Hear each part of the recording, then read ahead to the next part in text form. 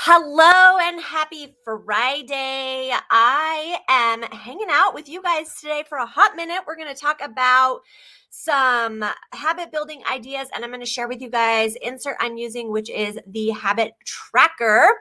And then I have a fun announcement for you about what's going to be happening in Cannin Plannin. Some of you are watching in Cannin Plannin, some of you are watching on my business page, and some of you are watching on YouTube. So if you're getting this in all the places, know that you're going to want to be in one central place starting on March 1st. Okay, so if you are new to watching me, hello, my name is Wendy Cannin. I am an executive brand director with Tula 12. I have been doing this thing called planning my whole life, and I love to get to share planning ideas, tips, and tricks with you.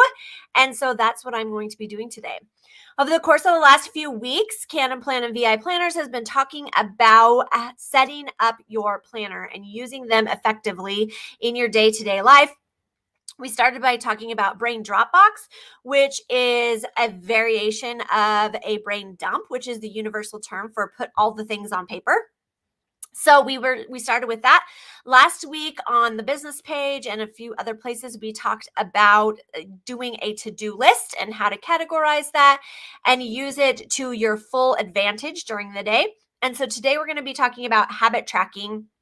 And so I'm going to show you a blank habit tracker page, and then I'm going to show you a full habit tracker page and what it looks like and how I use it in my day-to-day. Please keep in mind this is related to business essentials. So if you don't run a business, you can still use this in your day-to-day and personal life. You just have to do a little adaptation. So let's take a look. I'm going to be showing you the extra large version of a habit tracker. Again, this is a Tula 12 insert. You can see that the way it is set up is you can share the month that you're working on. And then this place here is a great place for you to set your goals and notes that have to do with the month. I love this spread mainly because it gives you a weekly view and a daily view so that you can check off things that need to be done both throughout the week or that you need to be doing daily. Okay, I'm going to show you a quick rundown of what this looks like from a business perspective. So you can see up here from my goals, these are the things that I have planned for the month of February. I start by making sure that my happy mail goes out to my team on these 2 certain days. And then I want to make sure that I'm scheduling my content. And this month I'm working on some YouTube videos and some blog articles, as well as really working on my Pinterest, making sure that I send out my newsletter. And of course, I'm getting ready to launch my planning video series. So those have been the goals for the month. So then I've broken it down by the week. Was I able to get out my happy mail by the 5th? I was. Was I able to get my mail out by the 20th? That hasn't happened yet. It is tomorrow. So I'm pretty sure I'll have that mail out the door. Scheduled all channels. So far I finished 1, 2, and actually I finished week 3. You can see it here. It's just not marked off. And then how many videos have I made so far? I've made 4 videos for YouTube, and I've done 2 blog articles so far. And then I have worked on my website and I've gotten my newsletter out. It's actually, this day needs to be marked off as well. And then how many of the 15 Pinterest articles did I work on? And I have done 6 so far. So that's a weekly view. If I want to break it down by a daily view, this is what that looks like. So team mail, you're seeing I actually got it out on the 1st, which was pretty fun and exciting for me to do. And then of course I have till tomorrow to get my other one out. So I'll track those. This is 1, 2, 3, 4, 5 columns right here. This is my content planning. So after I batch my graphics and I put together my verbiage, these don't get marked until they're actually scheduled and ready for me to put together in my planning. So that's what those are. If you look here by Instagram, there's a little R. So I track which one of these actually are reels. So it's a great way for me to know which ones I have to go do recordings for.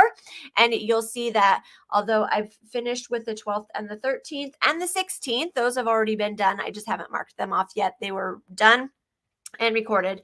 And then you can see here, I track when I get an article finished. So I did 2 articles at the very beginning of the month for blog posts. I've done YouTube videos, both the first and second week.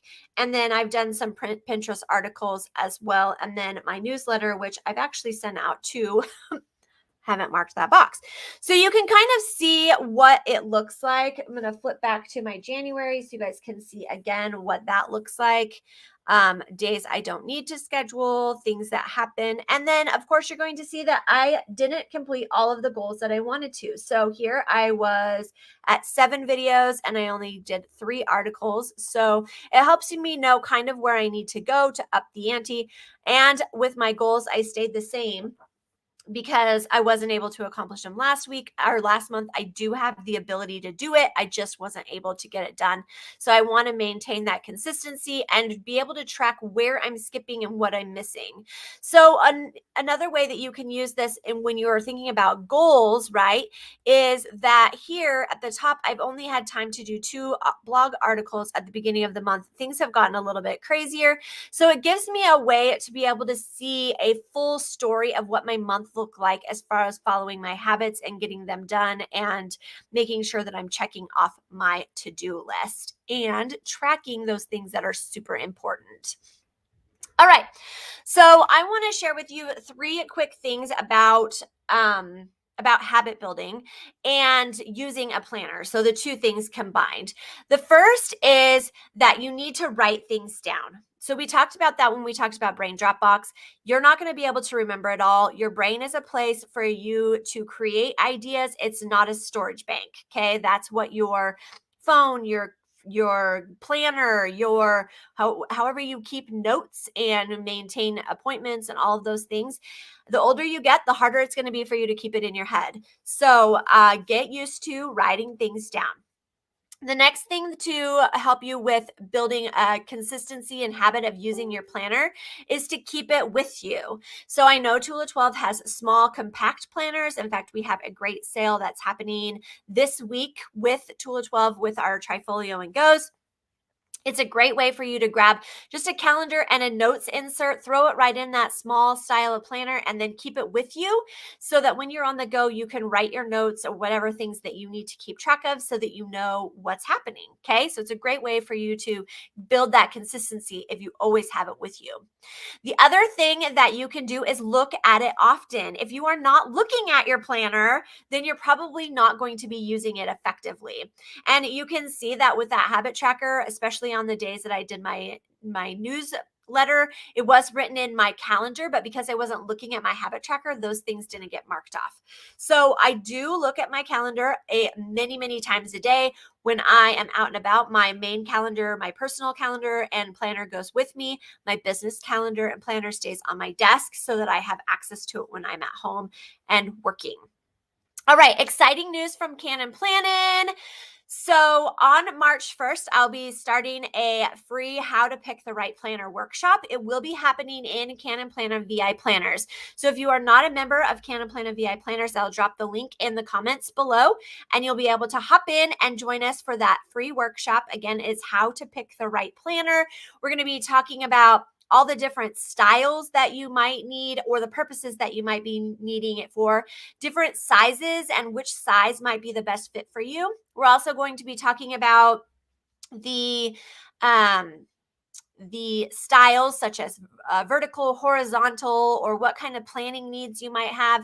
And then I'm going to do a quick little rundown of planner mindset and how to start building that consistency.